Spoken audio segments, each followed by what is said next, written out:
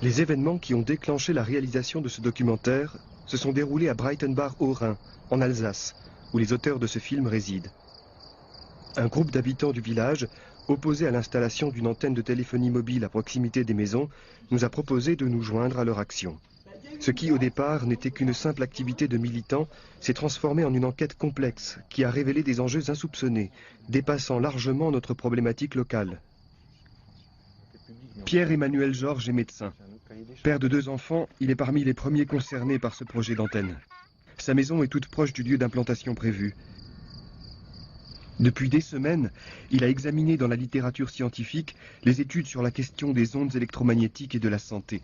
Quand j'ai vu effectivement sur PubMed la quantité d'études qui existaient déjà dans ce domaine-là, qui montraient des conséquences pour la santé, je me suis dit c'est pas possible d'accepter d'être exposé effectivement aux champs électromagnétiques produits par cette antenne, d'accepter que nos enfants soient exposés 24 heures sur 24 pendant des années à quelque chose qui modifie le fonctionnement des cellules, à quelque chose qui modifie le fonctionnement physiologique de l'organisme et qui peut induire des cancers. Après une première rencontre des habitants avec le maire, qui n'est pas favorable à la demande du collectif d'éloigner l'antenne, ses membres viennent lui remettre le rapport Bioinitiative.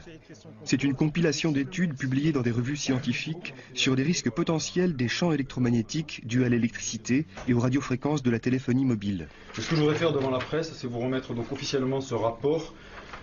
C'est le rapport Bioinitiative voilà, c'est ça. Que je connais. Voilà. Dès le début de son opposition à l'antenne, le collectif découvre qu'il est très difficile de convaincre les élus d'adopter une approche précautionneuse. Aujourd'hui, l'OMS, le Parlement européen, tout le monde, il y a beaucoup de pays, il y a une multitude d'expériences qui ont été menées. Il n'y a aucun lien direct entre les champs électromagnétiques et ces maladies. Des informations contradictoires sur les ondes électromagnétiques alimentent des points de vue complètement opposés. En 2009, sur le site de l'Organisation mondiale de la santé, on peut lire « Compte tenu des très faibles niveaux d'exposition et des résultats des travaux de recherche obtenus à ce jour, il n'existe aucun élément scientifique probant confirmant d'éventuels effets nocifs pour la santé des stations de base et des réseaux sans fil. » Par contre, le Parlement européen, en septembre 2009, adoptait un texte qui contredisait le point de vue rassurant de l'OMS. Le Parlement s'inquiète en particulier des résultats du rapport international Bioinitiative sur les champs électromagnétiques qui révèle les dangers sur la santé des émissions de type téléphonie mobile, UMTS, Wi-Fi, WiMAX, Bluetooth et le téléphone à base fixe, DECT. Il constate à cet égard que les limites d'exposition aux champs électromagnétiques fixées pour le public sont obsolètes. Sur les antennes relais, que disent les ministères en France? Eh bien, ils parlent d'absence de risque sanitaire identifié. Du côté des industriels du secteur, qui communiquent au public que la technologie du sans-fil ne présente aucun danger pour les populations, on trouve cependant des indices qui laissent à penser que l'industrie prend des précautions au sujet des ondes électromagnétiques. Certains fabricants de téléphones portables font figurer sur les notices d'appareils des précautions d'utilisation à respecter. Utilisez un kit main libre si disponible, et gardez le BlackBerry à au moins 25 mm de votre corps. Ceci inclut l'abdomen des femmes enceintes et le bas de l'abdomen des adolescents, quand le BlackBerry est allumé et connecté au réseau. On trouve même un brevet déposé en 2004 par l'opérateur Swisscom pour réduire les émissions Wi-Fi qui contribuent à la pollution électromagnétique, appelée aussi électrosmog. L'influence de l'électrosmog sur le corps humain est un problème connu. Quand par exemple des cellules humaines ont été irradiées avec des champs électromagnétiques, des dommages clairs sur le matériel héréditaire ont été démontrés et des indices d'une augmentation du risque de cancer sont apparus. Toutes ces informations contradictoires s'appuient sur des recherches scientifiques très nombreuses dans ce domaine et dont les résultats divergents créent une importante controverse au sein de la communauté scientifique.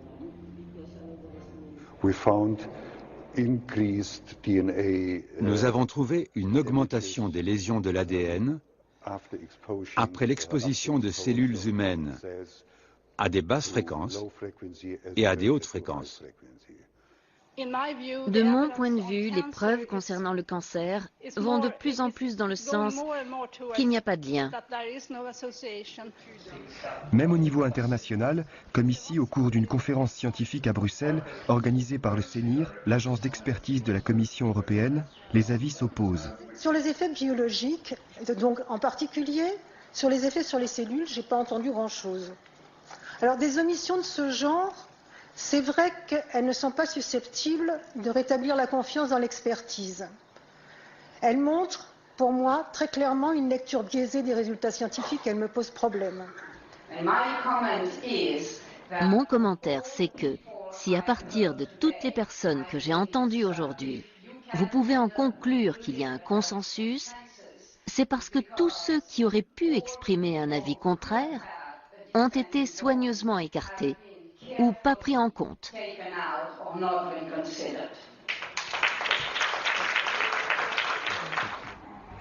Pour faire entendre une autre voix que le discours officiel qui nie les risques de la technologie du sans-fil, le collectif décide d'organiser une conférence publique. Nous avons demandé une réglementation pour que le développement de la téléphonie mobile puisse se faire dans le respect des conditions de vie et de santé de tous, ce qui n'est pas du tout assuré aujourd'hui au niveau de la réglementation actuelle. Ce soir-là, ceux qui avaient fait le déplacement allaient commencer à comprendre pourquoi il existe des avis aussi divergents sur le sujet. Pour les études financées sur fonds publics, 83% d'entre elles relevaient des effets de l'utilisation portable sur nos organismes. Lorsqu'il s'agissait d'études financées par les industriels, on n'en trouvait plus que 33%. Les chiffres là sont tout à fait révélateurs. Bonsoir, je m'appelle donc Kerstin Stenberg. La correspondante en Alsace de l'association Prix Artem allait nous conduire quelque temps plus tard en Suède pour rencontrer son amie Mona Nilsson. Mona Nilsson est une journaliste d'investigation qui a écrit 2 livres et des centaines d'articles sur le sujet. Cette rencontre devait être décisive pour comprendre les jeux d'influence qui alimentent la controverse autour des ondes électromagnétiques.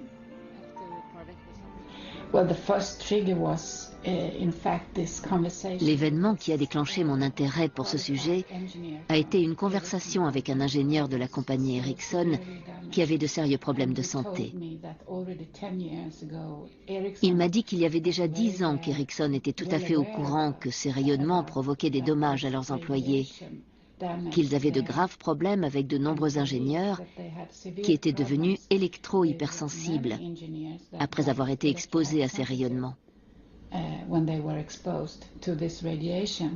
Ils ont réduit l'exposition et beaucoup de ces employés ont pu retourner au travail. Plus j'ai enquêté sur ce sujet, plus j'ai découvert qu'il y avait dissimulation des faits.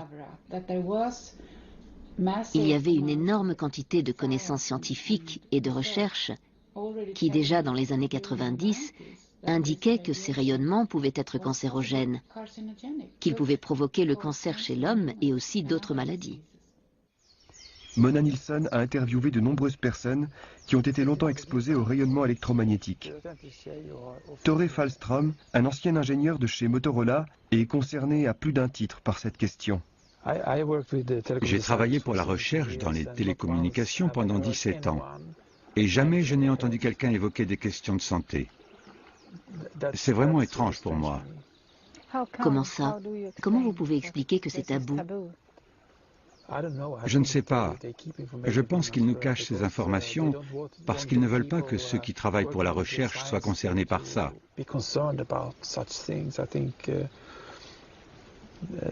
Je pense que ce sujet est traité par d'autres départements. Est-ce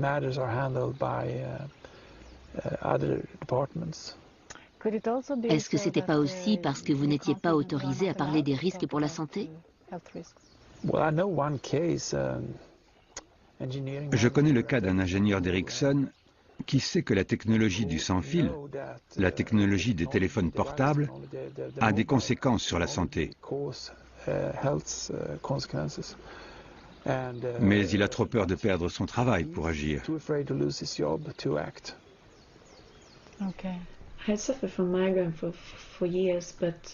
J'ai souffert de migraines pendant des années, mais ça a vraiment augmenté quand j'ai eu ce travail. J'avais mon nouveau portable 3G et une voiture sans antenne à l'extérieur. Je parlais à mes clients et à mes collègues toute la journée, des heures sur mon téléphone portable. C'était il y a tout juste 3 ans, quand j'ai rencontré ma femme. Nous nous sommes installés dans le même appartement. C'est alors qu'elle est tombée très malade. Nous avons compris qu'il devait y avoir quelque chose en lien avec son équipement, parce que Toray avait beaucoup de matériel. On a observé qu'il y avait une différence quand on débranchait les systèmes sans fil. Les voisins avaient du sans fil, de la Wi-Fi, juste derrière le mur de notre chambre. J'ai changé de chambre, j'ai essayé de dormir sur le canapé. Ça allait un peu mieux. Ce n'était pas un bon endroit. Non. Oui, ce premier bâtiment près de la gare. Il y avait à peu près une centaine d'antennes sur différents sites, dirigées vers notre maison.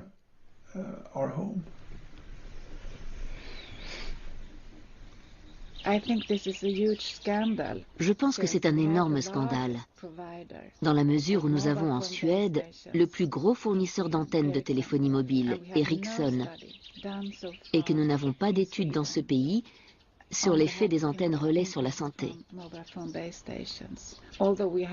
Pourtant, on a énormément de gens qui souffrent et qui témoignent de pathologies et de symptômes graves. On a aussi de nombreux témoignages de personnes qui doivent quitter leur maison parce qu'ils deviennent de plus en plus malades à cause des antennes relais. Elle avait des maux de tête terribles, des migraines. Et ce n'est pas des migraines ordinaires. C'est au point que tu veux te tuer. C'est aussi affreux que ça. Et elle disait, je vais arrêter de vivre. Elle souffrait tellement, elle pensait que ça valait pas la peine de vivre avec cette douleur.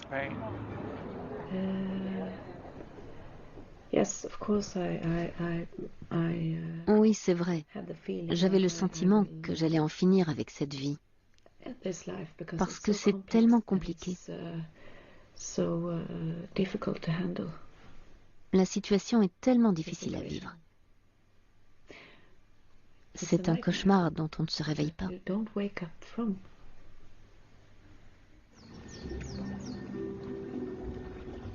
Mona Nilsson s'est interrogée sur les raisons pour lesquelles les autorités sanitaires internationales, en présence d'éléments scientifiques contradictoires et d'une controverse importante, ont penché vers la thèse qui nie l'impact des ondes électromagnétiques sur la santé.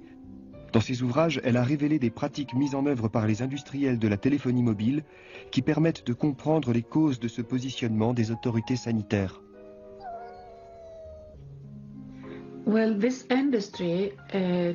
Cette industrie, pour protéger ses activités, ses bénéfices et ses produits, ils utilisent une stratégie que j'appelle la stratégie de défense de produits.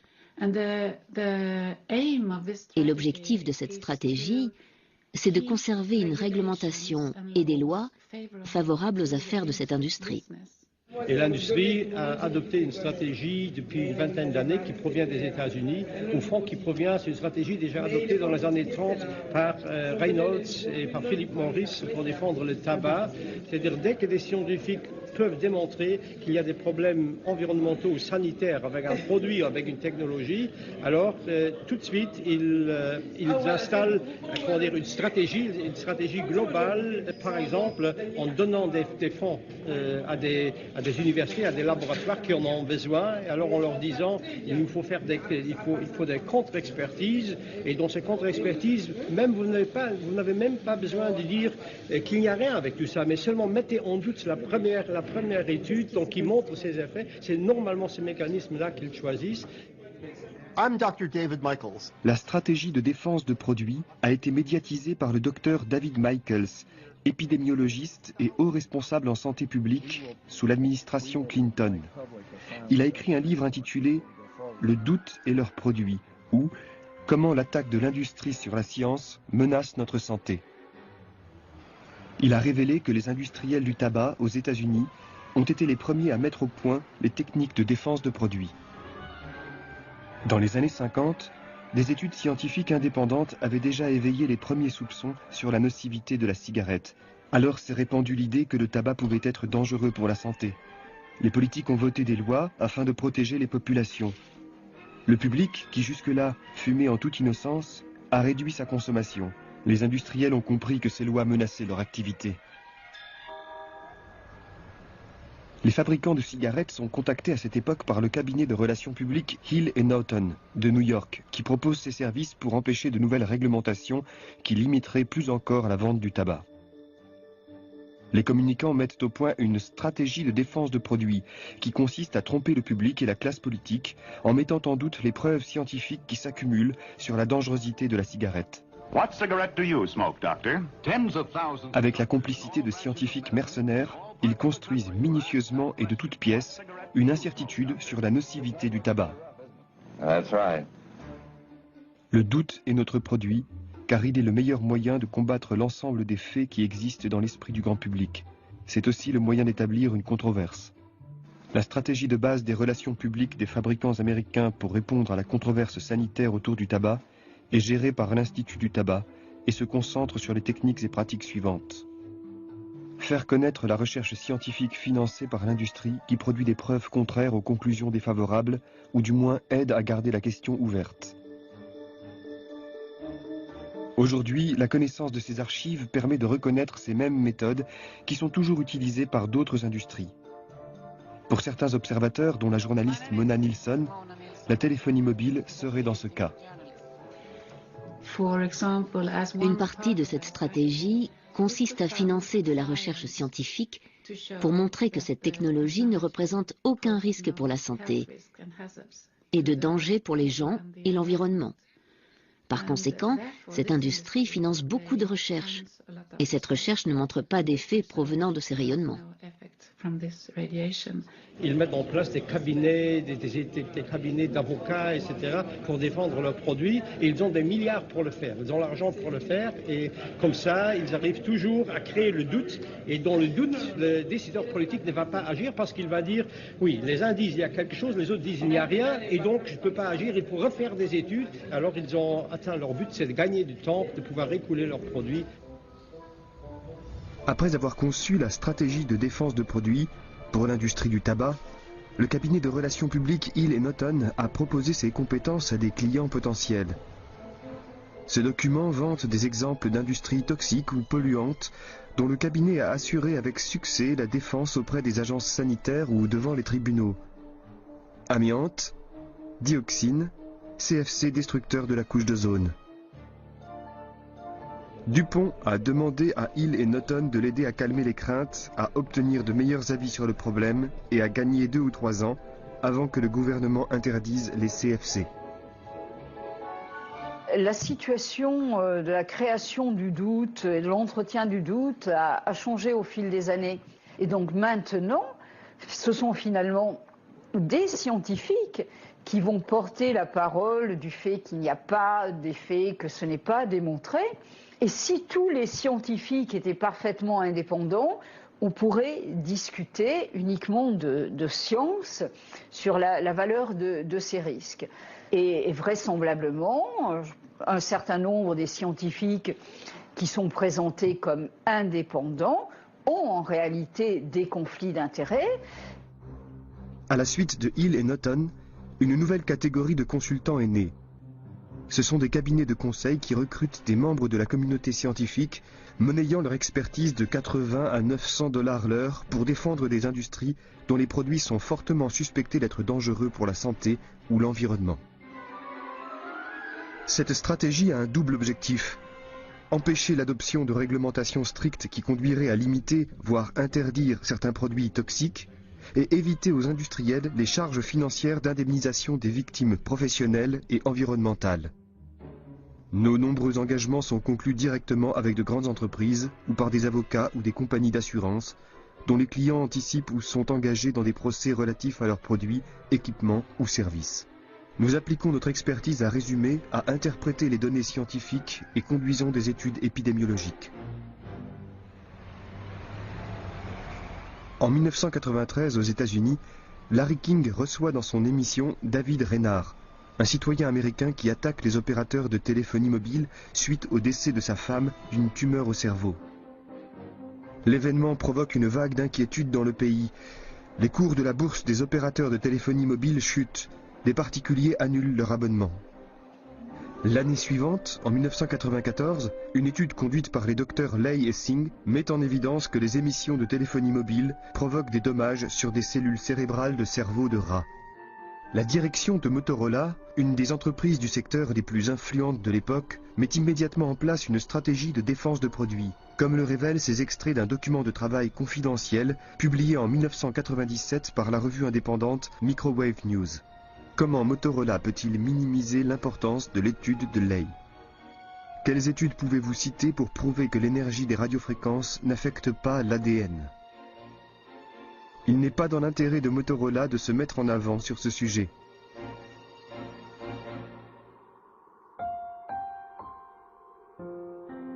En 1997, les résultats de 2 études scientifiques menacent à nouveau la bonne image de l'industrie du sans-fil. Les docteurs Tice et Hook montrent que les radiofréquences détruisent les noyaux des cellules. Ces travaux sont confirmés la même année par l'équipe du docteur Roti Roti, en partie financée par Motorola. C'est dans ce contexte qu'Exponent, le cabinet de conseil en défense de produits, va être choisi par Motorola pour mener une étude publiée en 1999 sur les téléphones portables. Exponent a conduit une grande étude sur la santé au travail parmi les employés de Motorola pour examiner si l'exposition aux ondes électromagnétiques sur les postes de travail avait une incidence sur les cancers du cerveau et du système sanguin. Cette étude a montré un faible lien entre l'exposition professionnelle au rayonnement électromagnétique et le cancer. Ces conclusions rassurantes ne sont pas à elles seules un indice d'une activité de défense de produits. C'est le parcours de Michael Kelch, responsable de l'étude chez Exponent, qui jette un doute sur l'objectivité de ce travail. Michael Kelch est spécialiste des industries à problème. Il est venu au secours de la compagnie pétrolière Texaco Chevron, poursuivie en justice depuis 20 ans par l'État d'Équateur, en produisant des rapports qui nient les conséquences sur la santé des pollutions environnementales du pétrolier.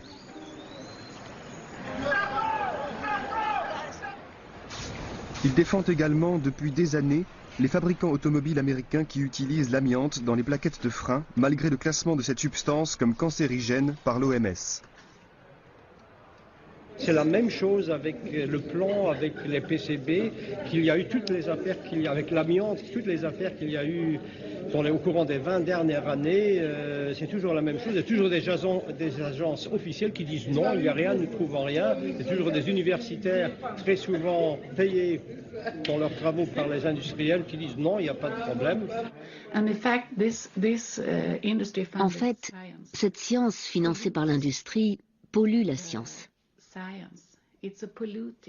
C'est une pollution de la science et c'est une corruption de la science. Et depuis que nous avons la science, la société d'aujourd'hui juge en se basant sur la science. Donc, c'est une stratégie très importante et très très efficace pour l'industrie.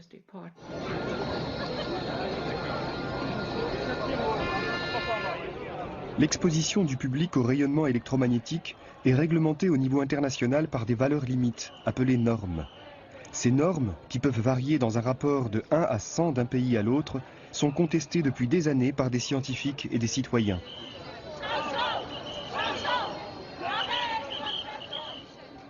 Les normes qui régulent la technologie de la téléphonie mobile proviennent d'un paradigme établi dans les années 50 par l'armée américaine. Et ce paradigme, qui s'appelle le paradigme thermique, considère que les seuls effets dangereux de ces rayonnements se produisent quand les radiations sont tellement fortes qu'elles élèvent un peu votre température, de 1 degré centigrade. À partir des années 40 aux États-Unis, des effets indésirables des micro-ondes ont été rapportés par les opérateurs radio et radars de l'armée. Il s'agissait principalement de brûlures de la peau et des yeux. C'est cet effet d'élévation de la température qui a été utilisé à partir des années 50 pour la technologie du four à micro-ondes.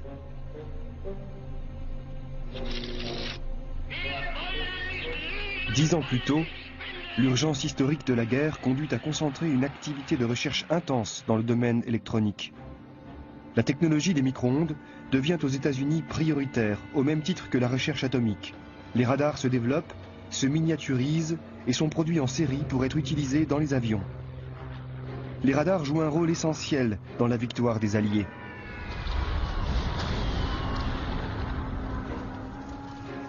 L'après-guerre inaugure une période de tension et d'affrontements idéologiques entre l'Est et l'Ouest. C'est la guerre froide, qui fait planer sur les populations civiles la menace nucléaire. La guerre froide déclenche une course aux armements qui lance une deuxième vague de recherche et de déploiement de la technologie des micro-ondes. En 1966, l'armée américaine et ses sous-traitants fixent les premières normes d'exposition aux radiations électromagnétiques pour protéger leur personnel. Ces normes sont fondées sur une approche théorique calculée 10 ans plus tôt par le biophysicien Hermann Schwann, qui conclut qu'aucun effet des micro-ondes ne peut exister en dessous de 200 volts par mètre. Le paradigme thermique est posé.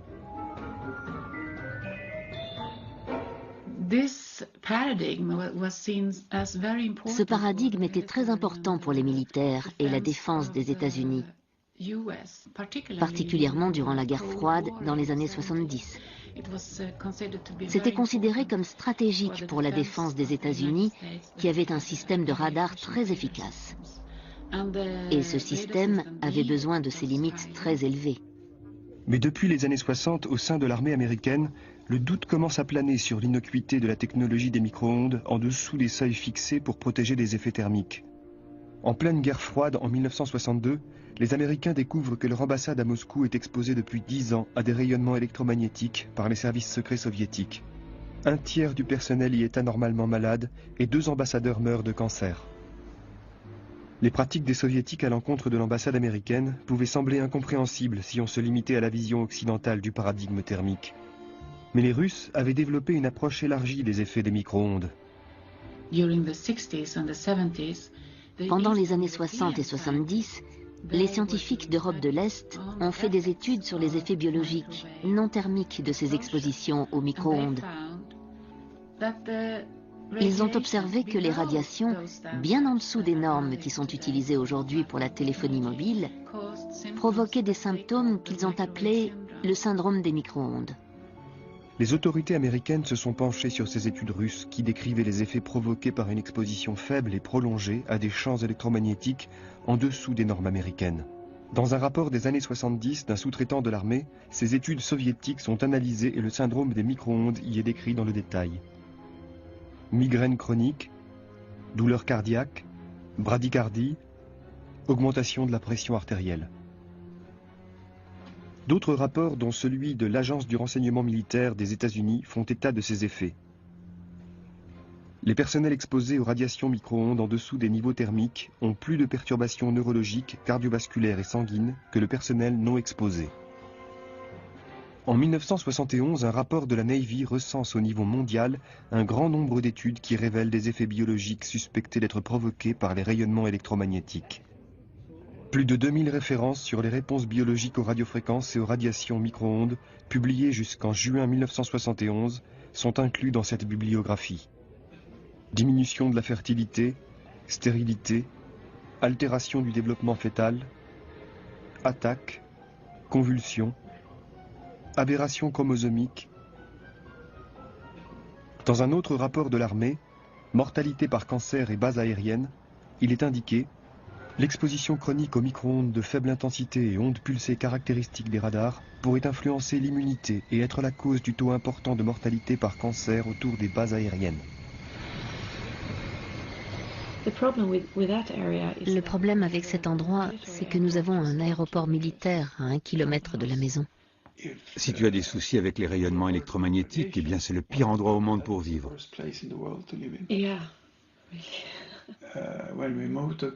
Quand on a déménagé à Gamla-Lidköping, c'était un rêve qui se réalisait, parce qu'on pouvait habiter dans ces anciennes maisons en bois.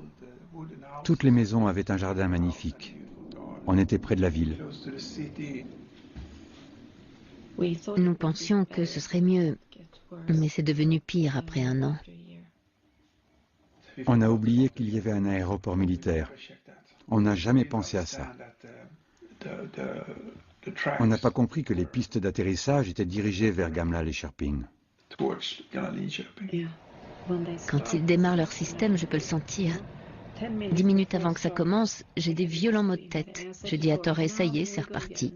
Quelle heure est-il? Oui, 8h30. C'est bien ça. Et 10 minutes après, le bruit arrive et il décolle. Quand vous avez cette activité militaire dans le ciel toute la journée et que quelqu'un s'approche de vous avec un smartphone, c'est insupportable. C'est comme si votre migraine explosait, vous brûlez à l'intérieur. Je peux reconnaître quand les gens envoient un SMS et quand le téléphone émet. C'est comme un pic d'énergie que je sens dans ma tête. C'est comme une aiguille qui vient dans votre tête, dans votre cou. Et quand cela m'atteint tellement de fois dans la journée, vous avez des migraines très très violentes après. Ça devient une douleur nerveuse, vraiment nerveuse. Et vous la ressentez aussi dans la poitrine et dans votre nuque. Et les muscles sont comme contractés. Contractés. Et ça ne vous lâche pas. Vous ne pouvez pas avec votre... Comment tu dis? Le contrôler avec l'esprit. Avec votre esprit le contrôler, non. C'est comme des spasmes.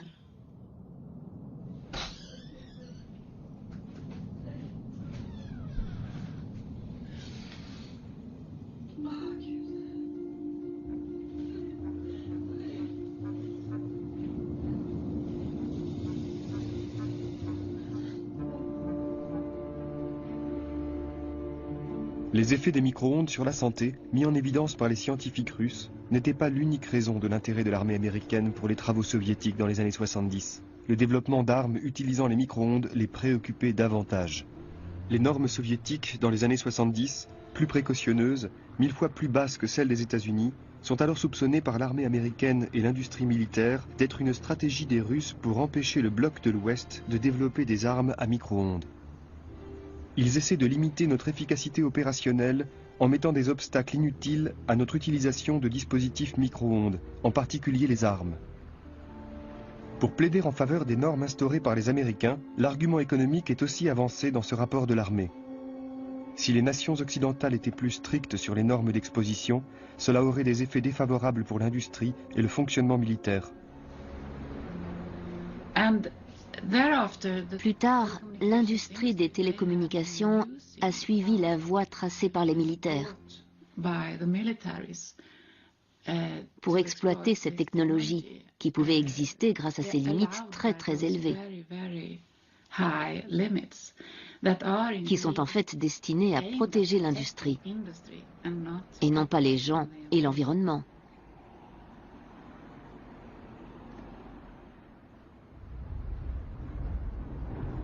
Dans les années 90, en Amérique du Nord et en Europe, avec le déploiement de la technologie des téléphones cellulaires, les normes américaines de 1966 ont été divisées par 10 pour mieux protéger le public des effets thermiques.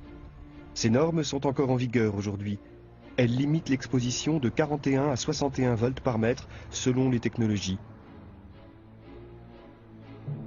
Le travail d'établissement de ces normes d'exposition au public a été financé par le département de la Défense des États-Unis et c'est l'IEEE, un organisme professionnel d'ingénieurs dont l'objectif est la promotion de l'électricité, de l'électronique et de l'informatique, qui a été chargé de fixer ces normes. Depuis, malgré ces normes définies par les industriels et les militaires, partout dans le monde, les citoyens sont préoccupés par l'implantation massive des antennes relais à proximité de leur lieu de vie. Bonjour Monsieur Bécuve, comment allez-vous? Bonjour. En France, Janine Lecalvez a fondé l'association Prix Artem pour obtenir des autorités locales et nationales une réglementation plus précautionneuse pour la santé des citoyens. Elle a particulièrement suivi le cas de Rexpood dans le nord de la France.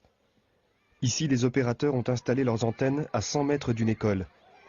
2 enfants ont été atteints par des cancers rarissimes du système nerveux. Le décès de l'un d'eux a provoqué une mobilisation d'une partie des habitants pour éloigner les antennes de l'école. Mais le maire de Rexpood n'est pas favorable à ce projet. Pas convaincu du tout, parce que moi je considère qu'on est au niveau d'exposition, à des niveaux de données, au niveau des mesures relativement faibles. Notre position en général, c'est de dire il y a suffisamment de signaux aujourd'hui concernant les effets des ondes électromagnétiques sur nos organismes pour qu'on applique le principe de précaution qui est un principe constitutionnel. C'est pour ça que nous disons, à partir du moment où les normes actuelles ne nous protègent que des effets dits avérés et non pas du tout des effets dits suspectés, on n'est pas du tout dans le cadre de l'application du principe de précaution et donc il faut les revoir. Et dans le cadre de ces revisions, nous demandons qu'on réduise ces normes à 0,6 volts par mètre. Cette question de l'exposition du public est l'enjeu majeur dans l'affrontement qui oppose les industriels et la société civile lorsque chacun appelle la classe politique à trancher. Les normes actuelles s'appuient sur l'idée qu'il faut assez d'énergie pour chauffer les tissus du corps. C'est une notion complètement dépassée. Il est clair qu'il y a des effets biologiques, certains très significatifs, très en dessous du niveau nécessaire pour chauffer les tissus. En Europe, la plupart des pays qui ont adopté les normes de 61 à 41 volts par mètre l'ont fait sur les recommandations de l'ICNIRP, une organisation très critiquée par certains élus et des membres de la société civile. Les normes auxquelles nous sommes soumises à l'heure actuelle dépendent de l'ICNIRP, l'Institut international de protection contre les rayonnements non ionisants. C'est cet institut qui a mis au point les normes officielles européennes. Et par ailleurs, l'ICNIRP a été dénoncé par les eurodéputés de la précédente mandature comme étant une émanation des industriels du secteur. On retrouve ce problème de manque d'indépendance. Dans ce rapport, j'attaque l'ICNIRP, c'est-à-dire c'est ce comité international qui est une ONG privée située à Munich, très proche des industries, des opérateurs, donc, et qui préconise des valeurs seuil absurdes, absolument absurdes, seulement thermiques, des valeurs qui respectent seulement donc, la protection contre l'effet thermique de ces ondes et les effets biologiques sont amplement démontrés. C'est absolument clair, je le dis dans mon rapport. L'ICNIRP a ses origines dans les enjeux de la défense américaine pendant la Seconde Guerre mondiale, au sein du projet Manhattan, destiné à développer la bombe atomique.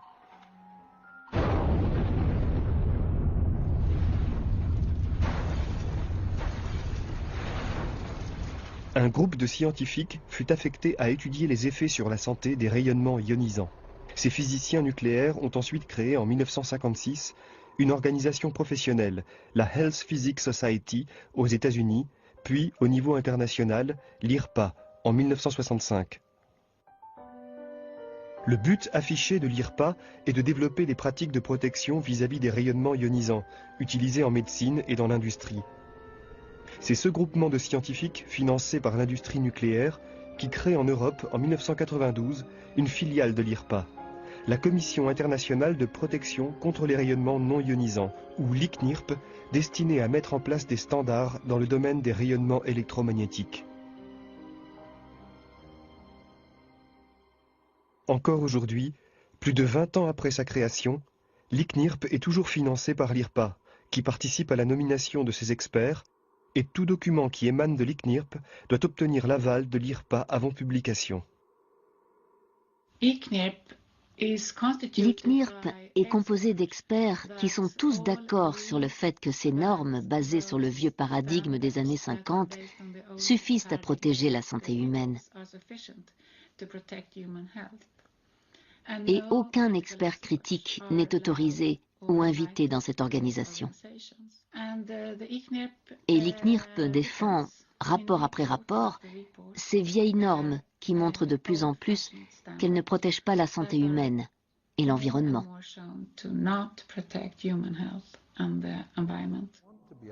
Le parcours du premier président de l'ICNIRP, le biophysicien spécialiste du nucléaire Michael Repacholi, qui prône depuis 20 ans la thèse d'absence de risque des ondes électromagnétiques, alourdit les suspicions qui entourent cet organisme. En 1990, en Australie, Michael Repacholi témoigne dans un procès en tant qu'expert pour défendre les intérêts d'une compagnie d'électricité. En 1995, à Christchurch, en Nouvelle-Zélande, où des parents s'opposent à une antenne relais à 70 mètres d'une crèche, il vient au secours de l'opérateur Bell South. Et en 1995, il a proposé à l'Organisation mondiale de la santé de mettre en place une organisation pour traiter la question du risque pour la santé des ondes de la téléphonie mobile. L'Organisation mondiale de la santé a accepté sa proposition. et il est devenu le responsable, à l'Organisation mondiale de la santé, du projet CEM sur les champs électromagnétiques. Alors il a commencé à inviter les experts de l'ICNIRP, qui devaient non seulement évaluer la science et le risque pour la santé au niveau de l'ICNIRP, mais aussi à l'Organisation mondiale de la santé. Et il a créé ainsi l'illusion qu'il y avait deux grands organismes évaluant la science et le risque pour la santé de cette technologie. Mais en fait, ils étaient constitués par les mêmes personnes. Dès ses débuts, le projet EMF affiche dans ses objectifs la mise en place d'un programme d'harmonisation des normes. L'objectif du projet EMF est d'encourager l'établissement de limites d'exposition et d'autres mesures de contrôle fournissant un niveau identique ou similaire de protection de la santé pour tous. C'était aussi une campagne pour les normes de l'ICNIRP et pour stopper les pays qui pensaient abaisser les normes, pour qu'ils ne le fassent pas justement. Aujourd'hui, en Russie, les normes d'exposition aux ondes électromagnétiques sont de 6 volts par mètre au lieu des 61 volts par mètre en vigueur dans la plupart des pays du monde. D'autres pays ont aussi adopté cette norme de 6 volts par mètre, comme la Suisse, la Chine et l'Inde.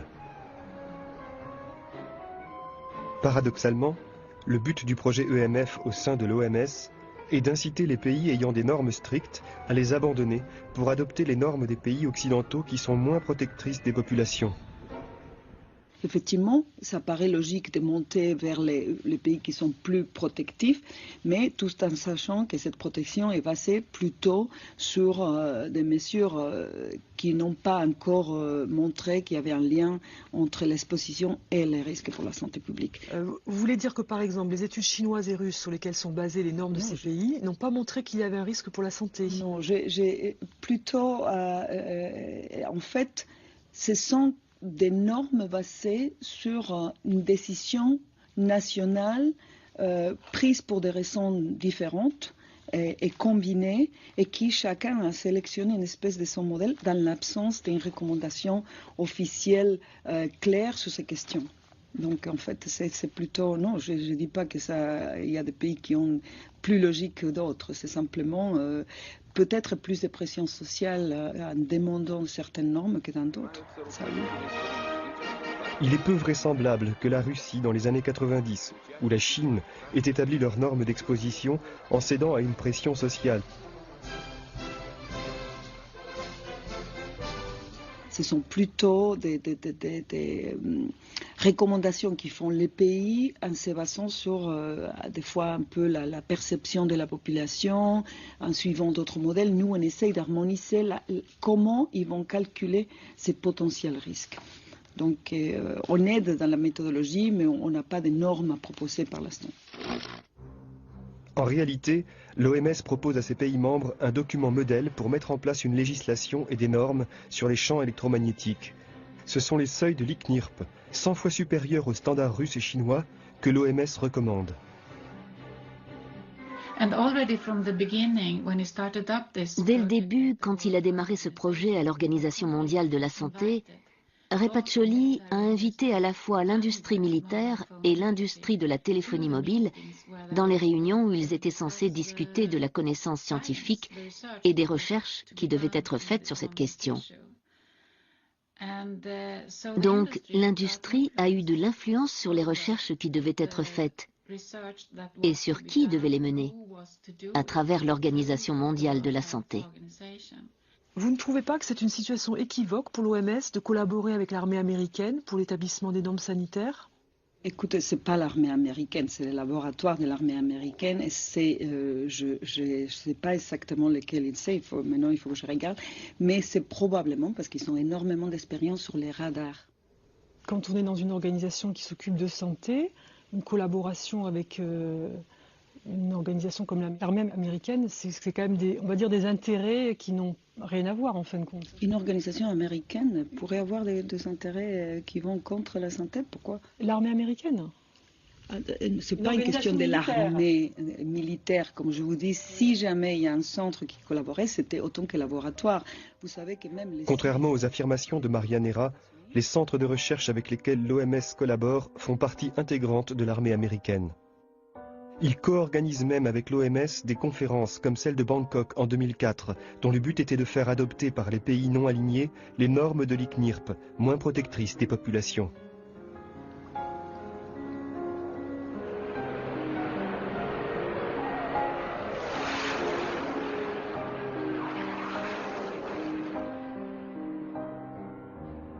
Cette implication de l'armée américaine dans l'établissement des normes mondiales peut s'expliquer par la nouvelle stratégie du Pentagone après le 11 septembre 2001.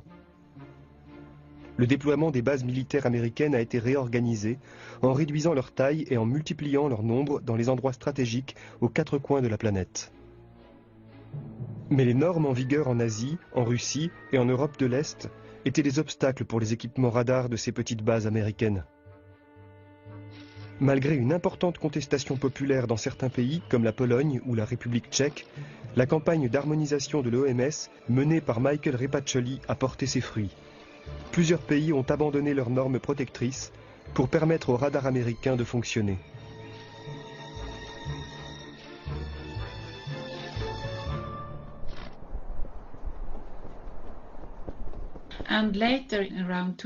Et plus tard, autour de 2005, on a découvert que pour ce projet CEM sur les champs électromagnétiques à l'Organisation mondiale de la santé, Michael Repacholi recevait des fonds directement des organisations de lobbying de la téléphonie mobile. L'argent transitait par un hôpital en Australie. Et il a reçu des sommes importantes pour l'ensemble du projet, qui s'est révélé être une campagne de propagande pour l'industrie de la téléphonie mobile sur le fait que les normes sont sans danger. Dans le monde entier. Ce circuit de financement, qui a longtemps occulté la participation de l'industrie au projet EMF, a été mis en place par Michael Repacholi dès son arrivée à l'OMS en 1995. Rendu public en 2001, l'affaire a déclenché une pétition internationale demandant la démission de Michael Repacholi. Il a quitté l'OMS en 2006 et les fonds de l'industrie ont cessé d'affluer.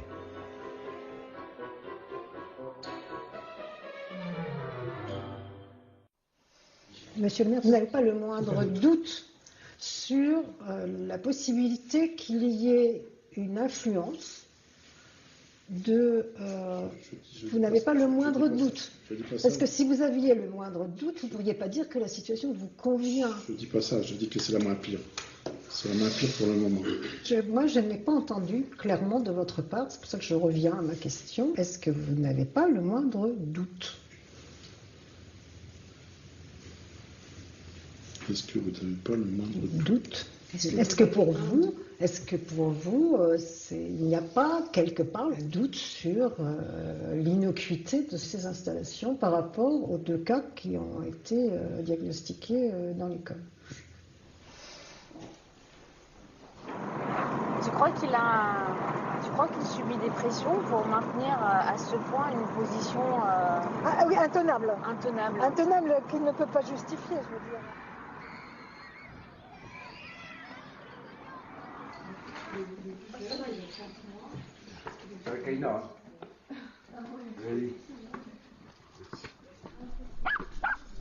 Valentin est un des 2 enfants de Rex Poud, dont la maladie, une tumeur cérébrale, a contribué à lever des questions sur la présence des antennes à proximité de l'école.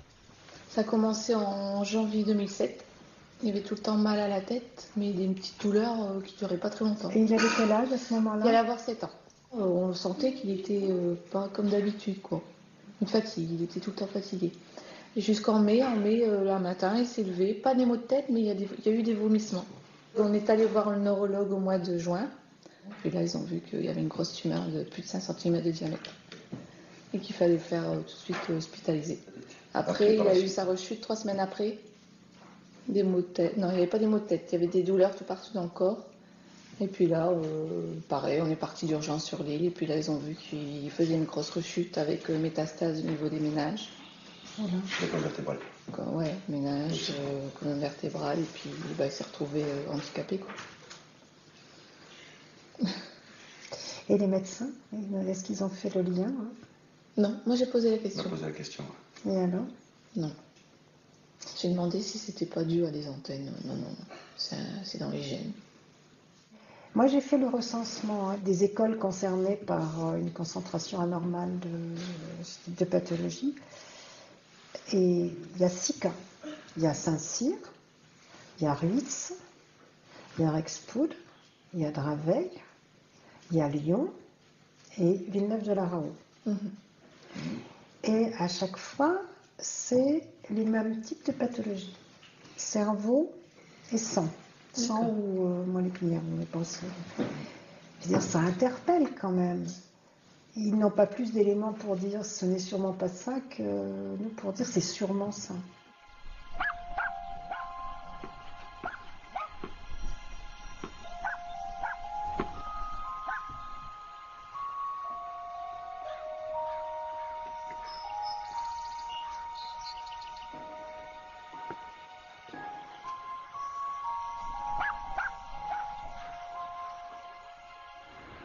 À Rexpoud, en la présence de 2 enfants atteints dans la même école, dont une fillette qui est décédée, les associations ont demandé une enquête sanitaire pour comprendre l'origine du problème. Mais 6 ans après les événements, les autorités refusaient toujours cette demande au motif qu'il aurait fallu un 3e enfant malade. Cette tendance qui consiste à demander plus de preuves de la dangerosité d'un produit ou d'une technologie est de plus en plus contestée par des citoyens et des scientifiques. À mon avis, le risque potentiel des champs électromagnétiques pour les enfants, si on se réfère à l'état actuel de la connaissance, est en contradiction avec la position adoptée par les décideurs dans l'industrie, dans la plupart des gouvernements européens et aussi dans l'Union européenne. Franz Adelkoffer est professeur de médecine, spécialisé dans les maladies environnementales. Il a travaillé pendant 20 ans pour l'industrie du tabac. Qu'est-ce que l'industrie du tabac a fait? Ils ont essayé de rendre la connaissance confuse dans leur domaine de recherche. Ils ont embauché des experts qui ont dit au public, avant de tirer des conclusions qui seraient nuisibles à l'intérêt d'une industrie importante, nous devons avoir plus de certitude sur les risques éventuels de ce produit. Et la même chose a été reprise par l'industrie de l'électricité et de l'électronique. Ils demandent beaucoup plus de certitude sur le fait que leurs produits, le téléphone portable, nuisent à la santé des gens, avant qu'ils n'acceptent de changer légèrement leurs produits.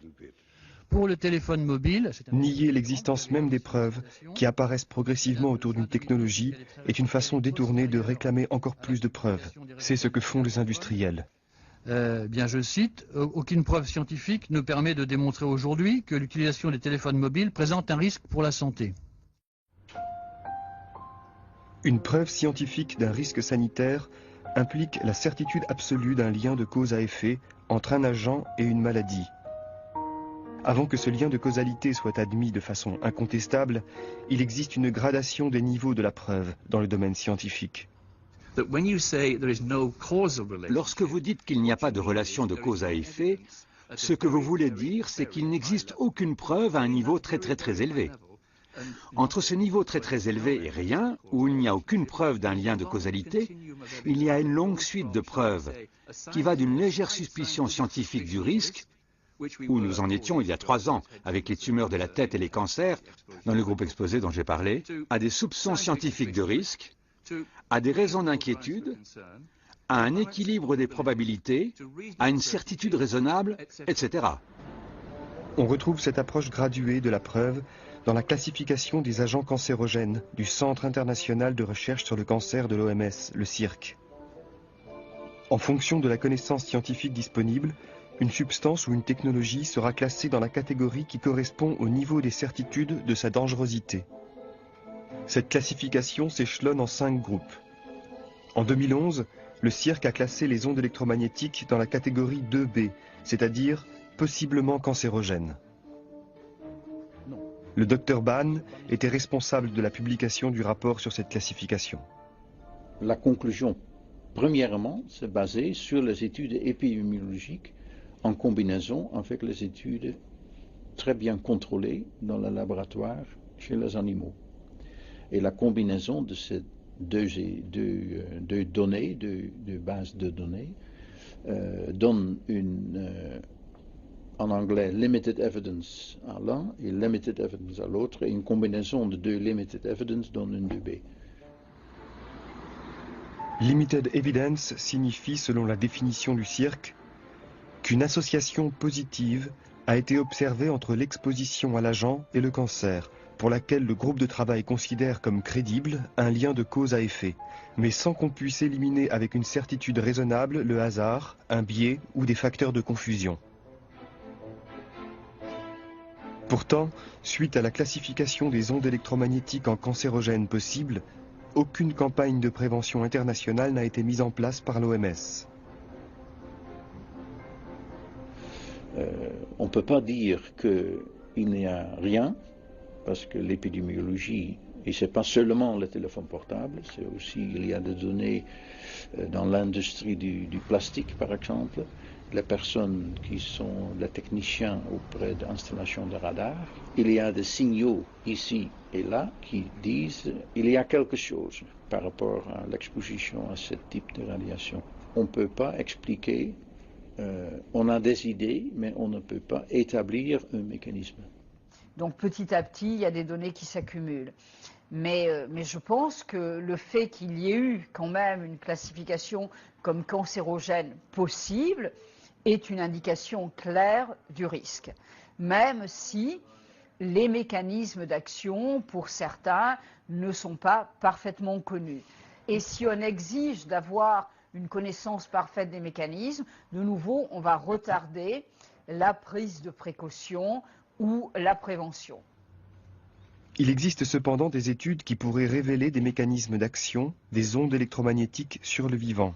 Leif Salford, un chercheur suédois, a mis en évidence des effets sur la barrière hémato-encéphalique, qui assure l'étanchéité entre le sang et le cerveau. Et nous avons prouvé maintes et maintes fois avec nos rats, dans nos expériences, qu'il se passe des choses. Il y a une fuite d'albumine à travers la barrière hémato-encéphalique dans le cerveau de ces rats. Alors la barrière hémato-encéphalique, en fait, c'est une barrière biologique qui protège notre cerveau des toxines qui existent dans notre sang. Donc c'est quelque chose d'absolument essentiel pour la protection de notre cerveau et de notre système nerveux central. 28 jours après 2 heures d'exposition à ces champs très faibles, nous trouvons des lésions dans les neurones. Des neurones morts, les neurones sombres, que vous pouvez voir jusqu'à 50 jours après l'exposition. Une étude comme celle de Leif Salford sur la barrière hémato-encéphalique, ou BHE, qui semble identifier un mécanisme d'action, constitue une menace sérieuse pour l'industrie. Le cas des recherches de Leif Salford illustre comment les études qui pourraient constituer des preuves du risque font l'objet d'une activité particulière dont le résultat est de réduire leur portée dans le cadre de l'évaluation sanitaire. Par ailleurs, en ce qui concerne par exemple les effets sur la barrière hémato-encéphalique, s'il y a eu autant d'efforts de recherche pour reproduire les effets montrés par l'équipe de Salford, c'est évidemment parce que on pensait, beaucoup de scientifiques ont pensé que c'était des résultats qui étaient à même de montrer de possibles effets délétères chez l'homme. Et finalement, on a beaucoup plus d'études et de groupes différents qui suggèrent qu'il n'y a pas d'effet lorsque des animaux sont exposés à des bas niveaux de radiofréquence avec des signaux de la téléphonie mobile que de groupes qui suggèrent l'inverse. Je vais revenir sur ce qu'a dit Isabelle Lagroix. Je vais lui donner un exemple à propos de la BHE. 7 sur 10, pas d'effet. Donc j'en déduis que 3 sur 10 effet. Donc, tout d'un coup, ça devient pas d'effet, consensus. Bon, que fait-on des 3 autres? Peut-être que ce serait intéressant quand même de se poser des questions. Donc, je ne vois pas où est le problème par rapport à la barrière hémato-encéphalique. On a des études qui montrent des effets, des études qui ont cherché spécifiquement à reproduire ces effets et qui ne sont pas parvenues dans 3 équipes différentes, en France, au Japon et aux États-Unis. Et au final, on arrive à avoir des études, à avoir juste l'image que j'ai montrée aujourd'hui. Il était aussi important de se poser la question des conditions dans lesquelles avaient été montées ces réplications, plutôt que simplement se dire, puisque la réplication ne donne rien, c'est que le résultat de la première étude est faux. Dans certains laboratoires, comme celui de Bordeaux, par exemple, eh bien, on fait essentiellement de la réplication. C'est-à-dire, on prend les études qui montrent des effets, et puis on les réplique pour montrer qu'il n'y a pas d'effet. Et 1 moins 1, et ça fait 0. Et donc, ça n'existe plus. Le laboratoire auquel fait référence Janine Le Calvez a conduit en 2008 une étude destinée à répliquer les travaux de Leif Salford sur la BHE. C'est Isabelle Lagroix qui en était responsable, avec la participation de Bernard Verret, tous deux membres de l'ICNIRP. En partie financée par Bouygues Télécom et France Télécom, l'étude n'a pas reproduit les effets délétères observés par Leif Salford sur les cerveaux des rats. Une deuxième étude qui a échoué à répliquer les résultats de Leif Salford sur la BHE, citée par Isabelle Lagroix à Bruxelles, a été menée au Japon et financée par ARIB, une association des industries de la télécommunication. La troisième étude qui fait référence pour réduire la portée des résultats de Leif Salford a été menée en 2009 par le laboratoire de l'US Air Force qui collabore avec l'OMS. Dans cette étude, les rats étaient exposés au rayonnement pendant seulement 30 minutes, au lieu des 2 heures de l'étude initiale de Leif Salford, qui avait montré une dégénérescence des neurones. Certaines études gênantes pour l'industrie peuvent difficilement être répliquées. On peut alors observer autour d'elles des campagnes de dénigrement qui tentent de les discréditer.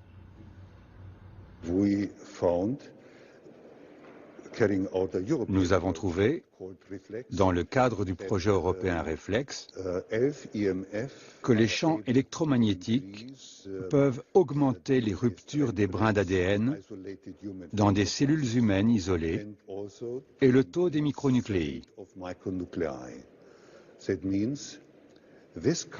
Cela signifie que ce type de rayonnement a le potentiel de faire ce qui est nécessaire pour voir apparaître le développement du cancer. Reflex, c'est un énorme programme financé sur fonds exclusivement publics, ce qui est très rare. Résultat extrêmement important. Et il dit qu'ils aboutissent à des résultats qu'ils n'avaient pas du tout envisagés, qui est qu'il y a des effets génotoxiques. Pour maintenir les normes de sécurité actuelles, les résultats de Reflex devaient disparaître. Et évidemment, cette industrie et ses soi-disant experts ne se gênent pas pour utiliser n'importe quelle méthode criminelle afin d'attaquer les études qu'ils n'aiment pas. Et c'est ce qu'ils ont fait avec les données de l'étude Reflex. En 2008, Alkofer et l'une des équipes de Reflex, l'équipe de Vienne, de l'université de Vienne, qui était dirigée à l'époque par Rudiger, décident de continuer à travailler sur l'UMTS. Ils avaient travaillé d'abord sur le 900 MHz. Ils décident de travailler sur l'UMTS. Et là, donc le travail est presque fini et va être publié. Et là, on trouve sur le bureau d'une des techniciennes un papier qui montre qu'elle a falsifié les données sur l'étude de 2008. Eh bien, on en profite pour dénoncer non pas seulement les travaux de 2008, non pas seulement les travaux de 2004 de cette équipe autrichienne, mais l'ensemble du programme Reflex, en disant Reflex, c'est de la tricherie. 2 commissions d'éthique ont conclu après 6 mois d'enquête qu'il n'y avait pas lieu de mettre en doute la validité de l'étude Reflex. Les données ont été gravement discréditées à cause de cette réputation qui les suit encore. Je peux simplement dire que ça n'a pas d'importance. Depuis, ces données ont été confirmées au moins par 6 ou 7 études, qui bizarrement ne sont pas citées par l'industrie et leurs experts aujourd'hui. À l'origine des attaques contre les résultats du programme Reflex se trouve le professeur Alexander Lerchl de la Jacobs Université de Brême. Alexander Lerchl est consultant pour l'IZMF, un organisme qui représente les intérêts de la téléphonie mobile en Allemagne. Alexander Lerchl a voulu participer à la classification des ondes de la téléphonie mobile par le CIRC en mai 2011. Mais son parcours lui a valu d'être rejeté de la sélection des experts en raison de ses conflits d'intérêts réels. Il lui a également été reproché que la moitié de ses publications récentes sur les radiofréquences ne sont pas des recherches originales, mais des critiques, des études qui suggèrent des effets nocifs de l'exposition aux radiations émises par les téléphones portables. Alexander Lerchl s'est également attaqué à Lennart Hardell, un scientifique suédois dont les travaux représentent une menace majeure pour l'industrie de la téléphonie mobile. J'ai fait de la recherche sur le cancer depuis des années, sur les risques des cancers environnementaux et principalement sur des polluants comme la dioxine, les PCB, etc. Et il y a quelques années, j'étais membre d'un comité suédois pour observer les risques entre les lignes à haute tension et les leucémies et d'autres champs électromagnétiques. Et ce que nous avons vu, une des découvertes, c'est que les gens qui travaillaient dans l'industrie de l'électronique avaient un risque augmenté de tumeurs cérébrales. Ça a été le déclencheur pour commencer à étudier les risques de cancer du cerveau liés aux radiofréquences et aux champs électromagnétiques. Il a montré de manière répétée, durant la dernière décennie, que le téléphone mobile provoque des tumeurs cérébrales. Il a aussi été le premier à montrer que les jeunes, les adolescents, ont un risque beaucoup plus élevé de tumeurs du cerveau que les adultes.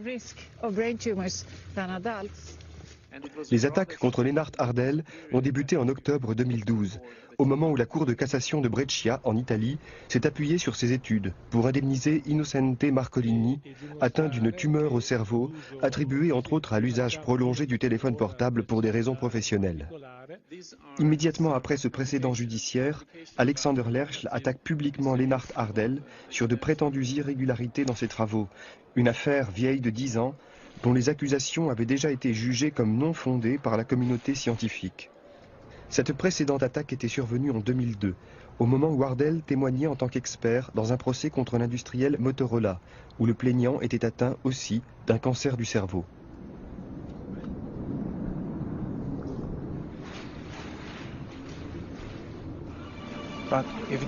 Mais si ça ne s'améliore pas en déménageant à Golens Cave, il ne restera plus qu'une seule option. Ce sera de trouver un endroit encore plus isolé. Mais je sais qu'elle détesterait ça. Tu ne veux pas vivre dans les bois quand tu es tellement malade que tu ne peux même pas gérer ta propre existence. Mais c'est le cas pour de nombreuses personnes électro-hypersensibles. Ils n'ont pas le choix. Ils sont forcés de vivre dans des conditions misérables, en manquant de chauffage, en manquant de nourriture, en manquant de médicaments, en manquant de médecins, en manquant de toutes sortes de services que la société fournit normalement. C'est une situation impossible à gérer pour une personne seule. Oui. Ou même pour un couple. C'est pour ça que c'est vraiment terrible que la société nous abandonne. Oui.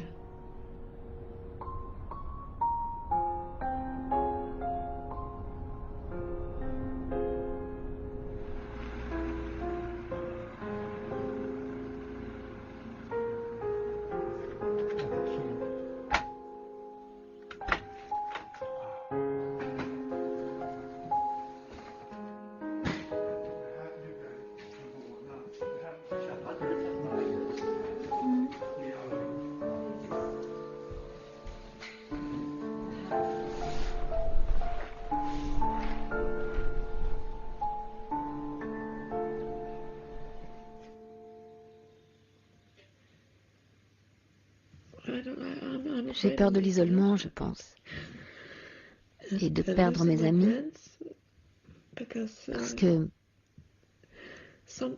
certains d'entre eux comprennent, quelques-uns seulement comprennent. Mais quand la société dit que c'est juste de l'imagination, que ce n'est pas le rayonnement qui vous rend malade, c'est une situation sans espoir.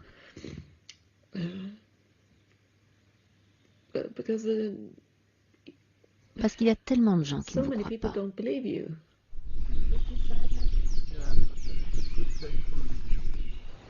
Les études épidémiologiques qui analysent les facteurs qui agissent sur la santé des populations, ont une importance particulière dans l'évaluation des risques. En l'absence de certitude sur les mécanismes d'action, elles peuvent révéler des augmentations de cancer pour certains groupes, les plus exposés. Dans le cas de la téléphonie mobile, les gros utilisateurs. L'épidémiologie peut donc contribuer à l'augmentation du niveau de la preuve scientifique. Mais le design, la conception ou l'interprétation d'une étude épidémiologique vont déterminer la nature des conclusions. Joachim Schutz a coordonné une étude sur l'incidence de l'utilisation des téléphones portables sur les cancers du cerveau au Danemark. Selon l'aveu même de ses auteurs, le design de cette étude comporte des aberrations majeures dans sa méthode de classement des utilisateurs de mobiles. 200 000 personnes actuellement nous n'avons pas été capables de les relier à des individus, et ceci principalement parce que les abonnements étaient faits au nom de compagnies et pas au nom de personnes individuelles. Donc il y a eu une certaine mauvaise classification, bien sûr. C'est un gros problème, parce que les gens qui ont souscrit l'abonnement ne sont pas forcément ceux qui utilisent le téléphone, et vice-versa. On a pris un groupe des abonnés de téléphones portables, mais on a exclu le groupe qui n'ont pas un abonnement eux-mêmes, mais qui ont un abonnement de leur employeur.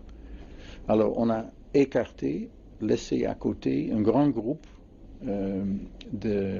d'utilisateurs comme ça, et probablement c'est un groupe dans le haut niveau d'exposition pour la raison de la profession. Et alors c'est c'est incompréhensible comment et pourquoi on a laissé ce groupe à côté là. Et il y a des commentaires sur cette étude-là que c'était effectivement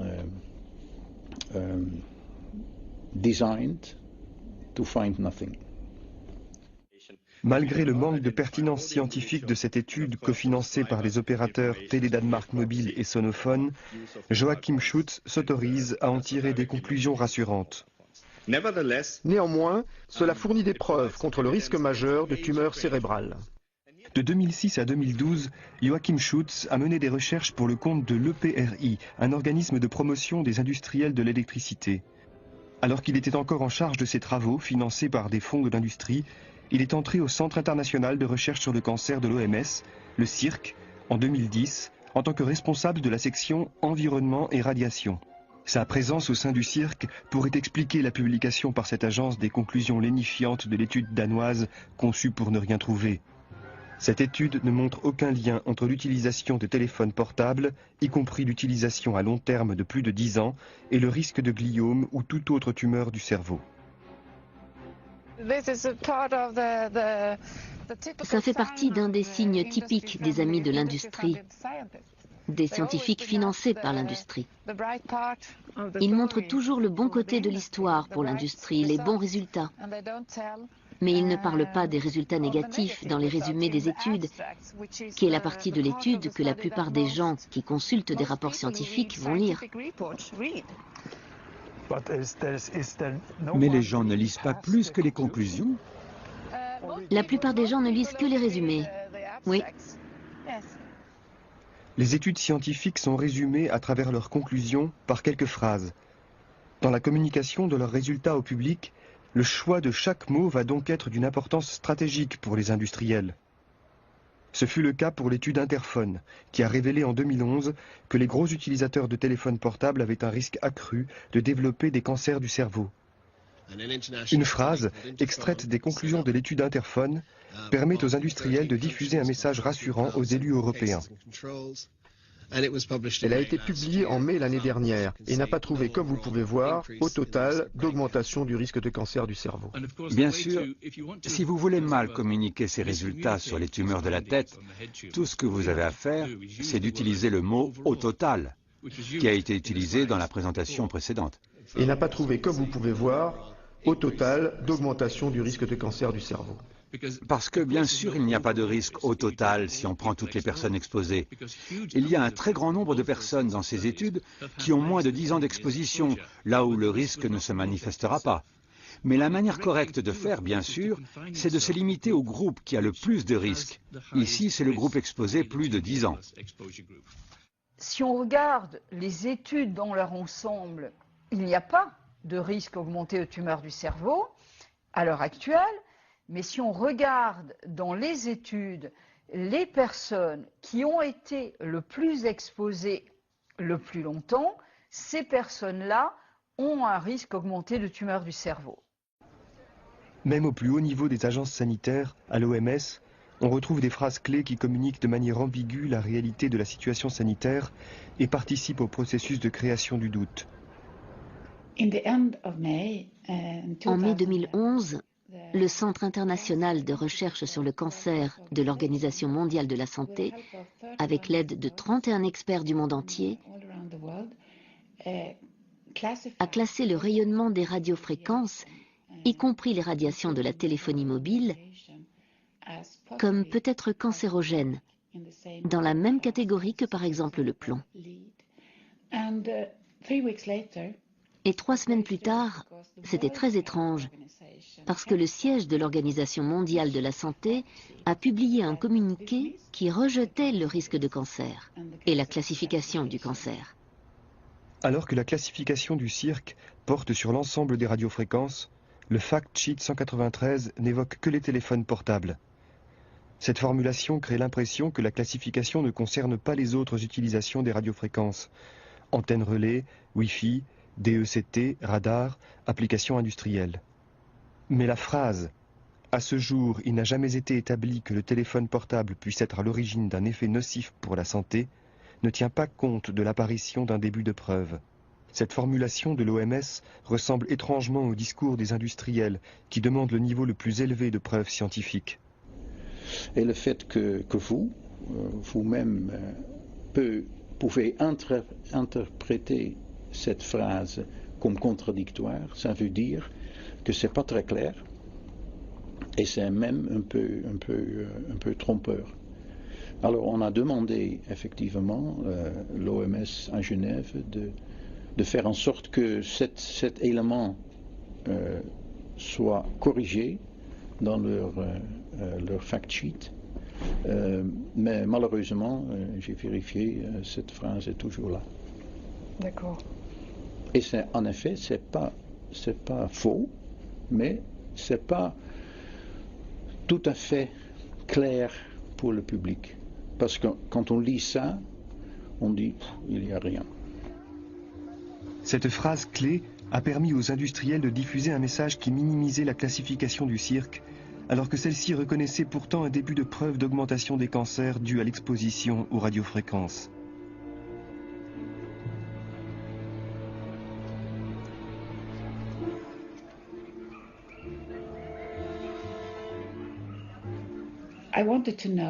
Je voulais savoir.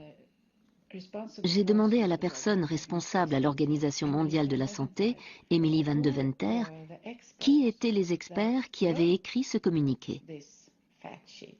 Cette nouvelle information qui contredisait la classification du Centre international de recherche sur le cancer. Et je n'ai eu aucune réponse. Emily Van de Venter est l'actuelle responsable du projet EMF au sein de l'Organisation mondiale de la santé. En juin 2006, c'est elle qui a succédé à Michael Repaccioli, qu'elle secondait depuis l'année 2000.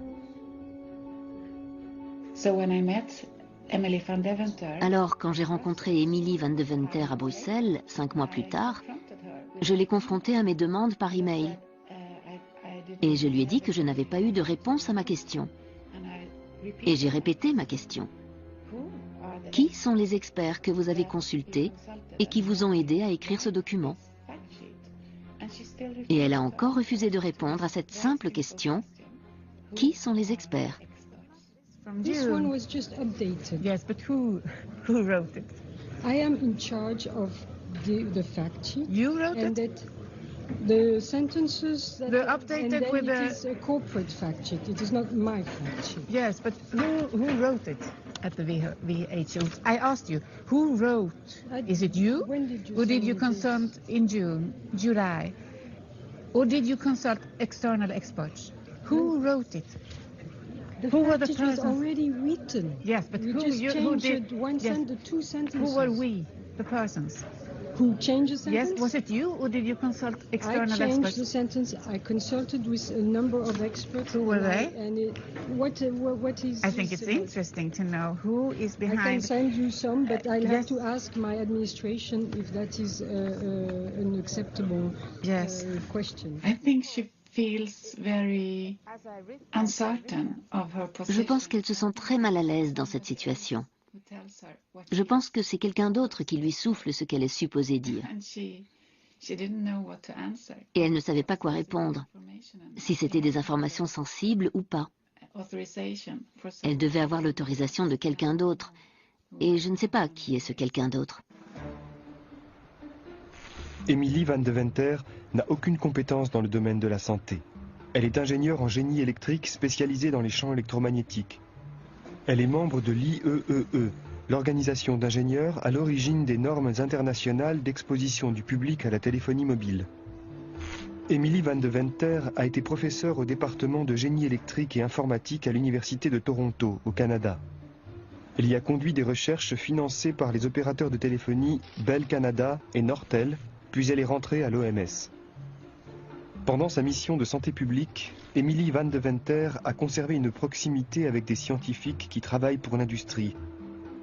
Avec ceux qui défendent ouvertement les intérêts des entreprises électriques, elle a coécrit un article qui remet en cause le champ d'application du principe de précaution. En 2006, elle a co-signé avec Michael Repaccioli et Peter Wahlberg du cabinet de défense de produits Gradient un article qui soutient la thèse de l'innocuité des ondes électromagnétiques pour le public.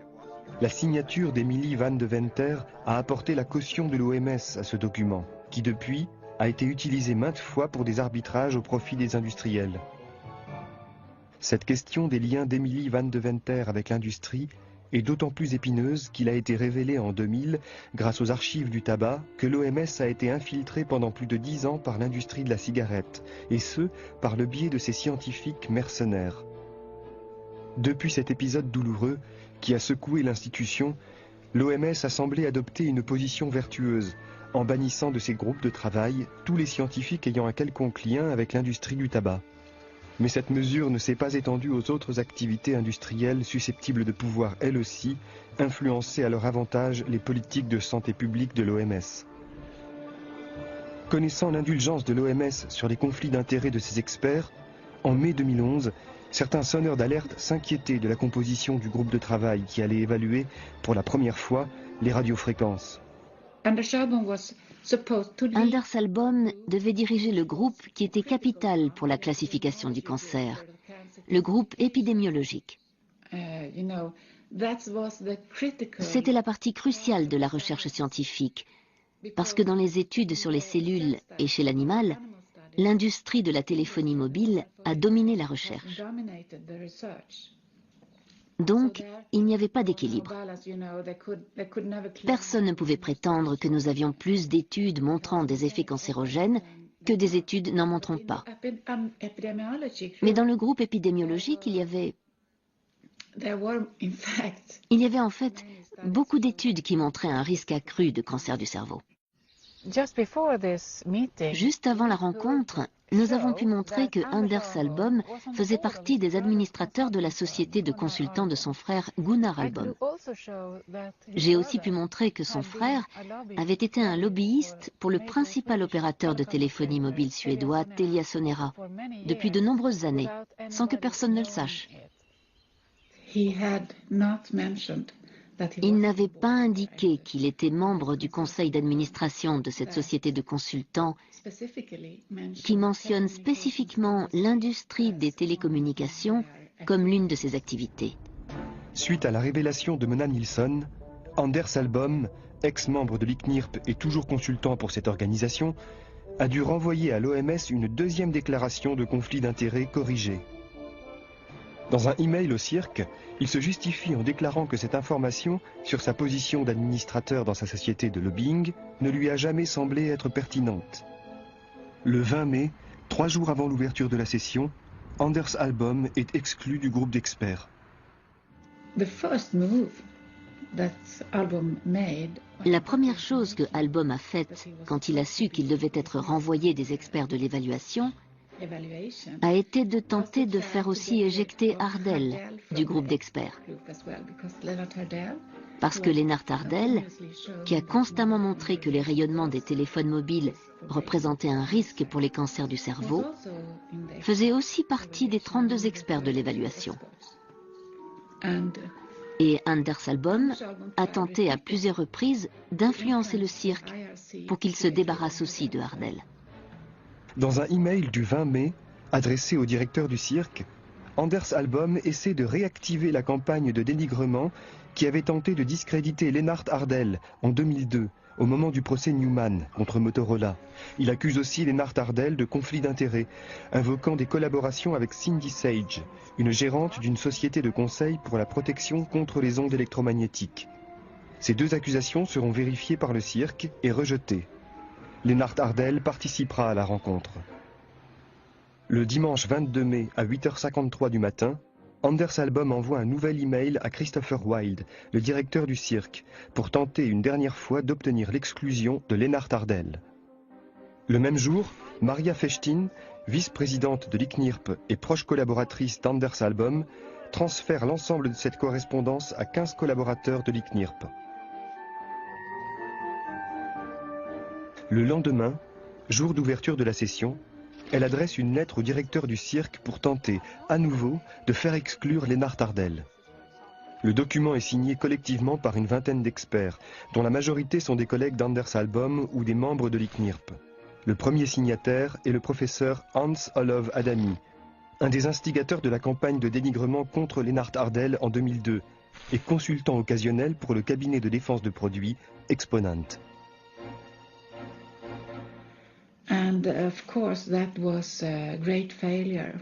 Bien sûr, ça a été un énorme échec pour l'industrie de la téléphonie mobile et pour Anders Albohm lui-même. Parce que l'industrie savait que Anders Albohm voterait contre la classification des ondes électromagnétiques s'il était resté dans le groupe d'experts.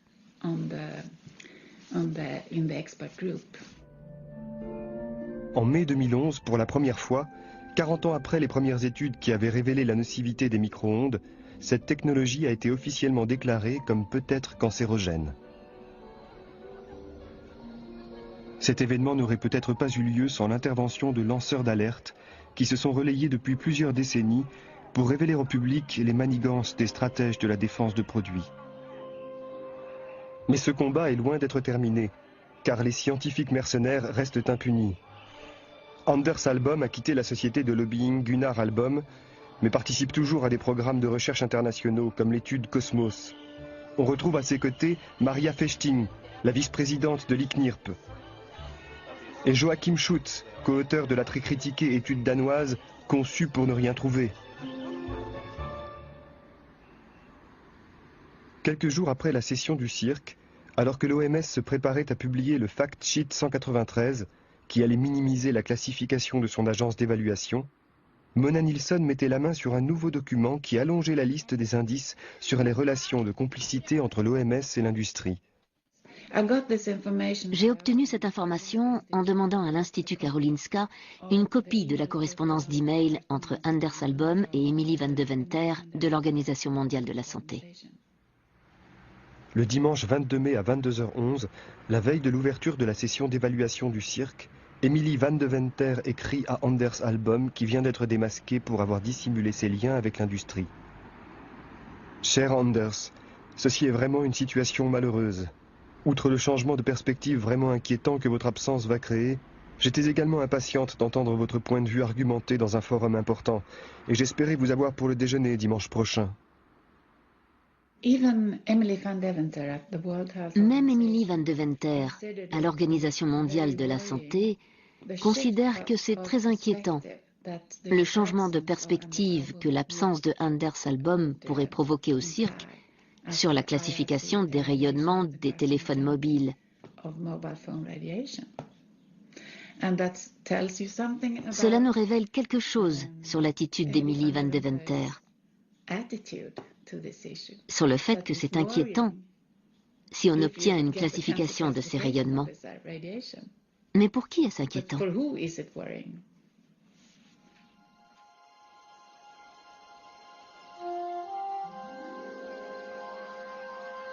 Avant que l'histoire commence à Brighton Bar, en fait, j'avais aucune connaissance particulière dans ce domaine-là. Si ce n'est qu'on recevait professionnellement, régulièrement, un petit fascicule signé par le professeur Orango de l'Académie de médecine pour expliquer que non, les ondes, il n'y a pas de souci, tout est maîtrisé. Voilà. Par la suite, effectivement, on a appris qu'il travaillait aussi pour Bouygues Télécom. Ce qui m'a frappé aussi, c'est que parfois on peut se retrouver dans la situation de mouton et suivre sans réfléchir ce qu'on nous dit. Et alors il ne s'agit pas de tout remettre en cause et de voir des complots partout, mais d'avoir un œil critique. Donc entre-temps, l'antenne a quand même été installée sur le site. L'association a déposé un recours au tribunal administratif et a obtenu gain de cause. Donc l'antenne a été déclarée illégale. Alors on a gagné sur un point d'urbanisme, c'est-à-dire que Orange n'a pas demandé les bonnes autorisations. C'est important d'aller au bout parce que quand les politiques jouent pas leur rôle, c'est la multiplication des petites initiatives au niveau local, des citoyens qui au final arriveront à faire bouger les lignes dans des domaines importants. Chaque être humain aspire à connaître le monde qui l'entoure. Mais à notre époque, cette recherche de la vérité est menacée dans de nombreux domaines par les stratégies de défense de produits des industriels. La manipulation de la science et la création du doute sur la connaissance a pour première conséquence les victimes qui sont atteintes sur le plan physique par des produits ou des technologies délétères. Mais cette activité de fabrication de mensonges atteint aussi les êtres humains sur le plan de la conscience, en maintenant les populations dans une forme d'ignorance. Elle entrave la capacité de chacun d'agir en connaissance de cause, à moins, comme les lanceurs d'alerte, de se mettre en quête de vérité.